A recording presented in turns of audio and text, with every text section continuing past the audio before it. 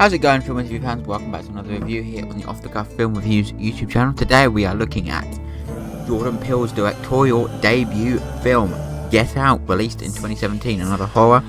Again, this is all in spite of, well, not spite of, but it's all in because recently, if you don't know, Jordan Peele's third directorial film, Nope, recently released. At least in the United Kingdom it came out on August 12th, so it's quite a recent release in this country, whereas in the States it came out in July.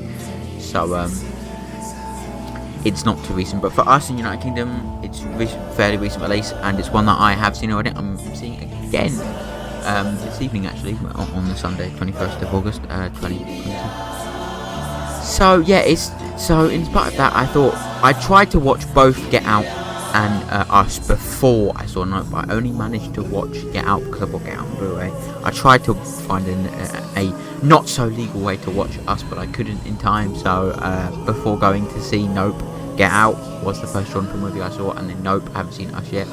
But I heard a lot of good things about Get Out. I've been singing. I've seen quite a few things. I know the famous scenes and stuff. I know the famous still image, but it's also part of the film, of Daniel Kaluuya crying. It's an iconic thing, and I think that really helps the movie stand out. I think, and again, while I wasn't actively active in the cinema world in 2017,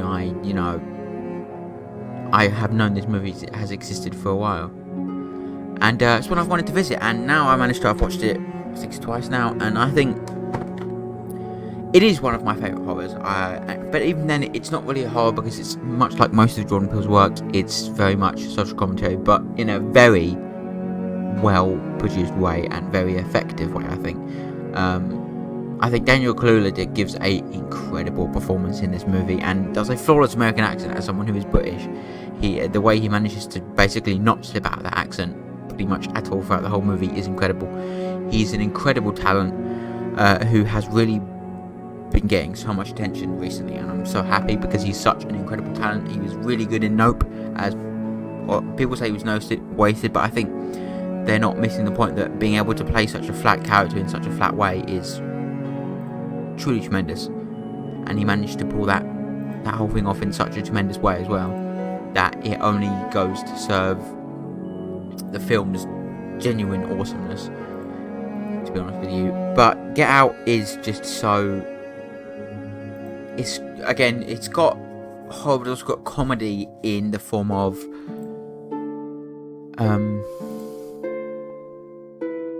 Lil Ray Howie's character, who it's an interesting one. I won't lie, but in all honesty, genuinely, it makes the movie so much more enjoyable, because it manages to pull things off so effortlessly, and it's really quite funny, actually. Not in that kind of way, but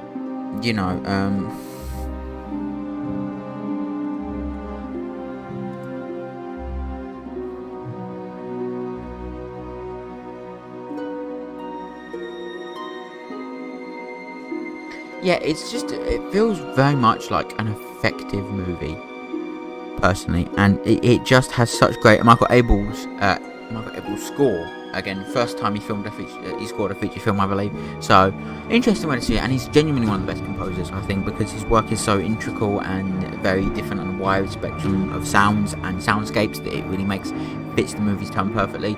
And again, the whole cast is fantastic here, and while we don't see as Dead Meat James has pointed out, while we don't see kills until the very end of the movie, those kills are very effective, and the way the story is told is absolutely fantastic. I think all round, it's genuinely so well made that it amazes me that it's from a first time director, because it's so wonderfully shot as well, with so many little shots and the way it's filmed, and sometimes the camera angles are put in a certain way, and sometimes the camera is focused on certain things to give you a kind of contextual hint towards the rest of the film. Or like there's the beginning where the dad of the family, when they first go to the house, the dad says, "Oh, I don't like deer," in the first one dead, more to go. It's kind of like telling you that I wonder if that's going to be, a theme for the rest of the film, of dealing, which it is, and it does it in such a fantastically well crafted way that I am genuinely surprised that Jordan Peele hadn't started directing movies before then. But it's a tremendous film, and I'm pretty sure Us is going to be just as good. And I know Nope isn't. Nope is a weird one. We'll get to Nope when I want to review Nope. But for now, again, Lil Wei Hao is really quite funny in this movie, but also it has some quite serious moments as well. And again, for a movie like this, dealing with such, almost realistic, not realistic, but very, very real issues in the world, it manages to balance realism,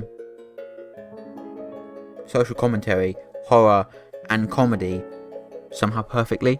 And I think that's really the magnificence of this movie, that it manages to balance not one, not two, but four separate different things that could be completely lost and convoluted in a movie like this. And I think it's really down to not only the talents of the cast and the crew, specifically Kalula, but also down to the talents of the director himself, who, again, being a first-time director, is maddening. He also wrote the movie as well, so it's just its ability to balance so many things and actually balance them without one falling either side is brilliant.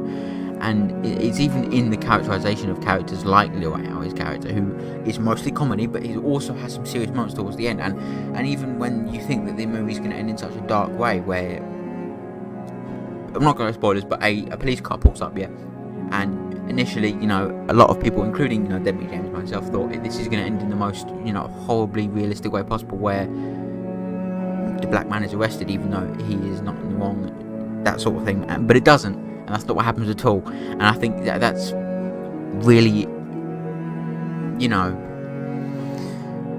pushing things forward, I think, and making it so it's making the audience think one thing's going to happen when something else completely different happens. And even though it's very well documented that Jordan Peele originally intended that to be the ending of the film, that he gets arrested at the end, but that's not what happens. Thankfully, he changed it, and I think it works so well. And having all these little cryptic characters that had been, you find out in the movie what happens to them, like Georgina and Andre, it adds more suspense and more unusual circumstances to the movie, especially when they freak out at certain points. It's just like with the flash of the camera with Andre, and then you see Georgina do other stuff like that.